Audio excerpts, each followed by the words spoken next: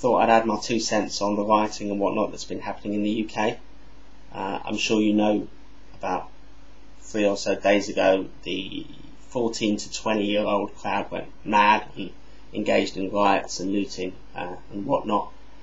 And now that it's all happened, the people are going through the court system, and the courts are handing out very excessive sentences. So some kid got 6 months for stealing 4 bottles of water from Lidl's. He wasn't part of the rioting, he just walked by what was going on, and he stole 4 bottles of water. He had no previous record, and he's got 6 months in jail. And there was a woman who got 5 months for handling stolen goods. The goods, if you're interested, were a pair of shorts. So not involved in the rioting or the looting, but was given a pair of shorts by someone who did loot them, and she got 5 months. Now, I understand there are special circumstances, but still, okay, these are vastly excessive sentences. And I would say that the justice system should not vary tariffs according to the political climate.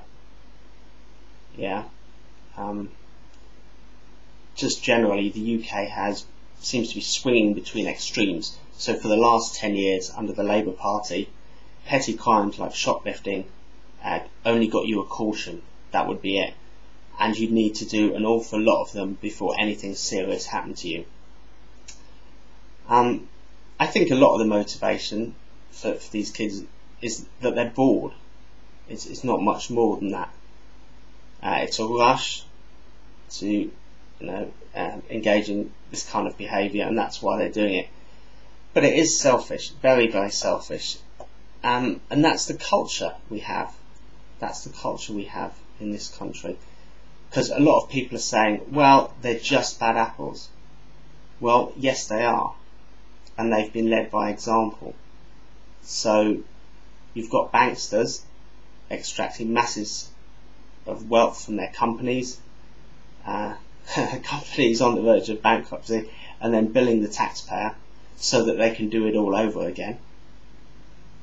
And you had the MPs just a year ago caught fiddling their expenses, claiming money on non-existent mortgages, and duck houses and moats around the houses, yeah. And a few of them got jail time, but most of them were just asked to repay the money. So, why can't that kid repay the £3.50 that the water cost, and we're all good? And people will say, well, no, there were special circumstances. Well, yeah, okay, but isn't being a member of Parliament a special circumstance? Shouldn't they have got longer sentences? And we've had Tony Blair, who clearly lied to the whole country and lied to Parliament to take us to war. A wealthy man to start with, and worth millions, tens of millions now. The two people in charge of the UK at the moment, David Cameron and Nick Clegg, we have a coalition, so we have a kind of power sharing duo. David Cameron, when he was 20, was in something called the Bullingdon Club, which is where posh kids get insanely drunk on champagne and trash the restaurant or hotel that they're in. But they're wealthy, so they pay the hotel and a complaint isn't made, and it's all good. But, why did little Dave do that? I suspect because it was exciting. It was something to do. So he should really understand. And the other half of the duo, Nick Clegg, leader of the Liberal Democrats, is a convicted arsonist. So when he was young, for shits and giggles, he liked to burn stuff. No political agenda, just a good laugh, just to see what would happen, I guess. So you've got the two people who run the country, they're on record for trashing hotels and setting fire to shit, and now we have a load of kids trashing and burning stores. It's almost comedic.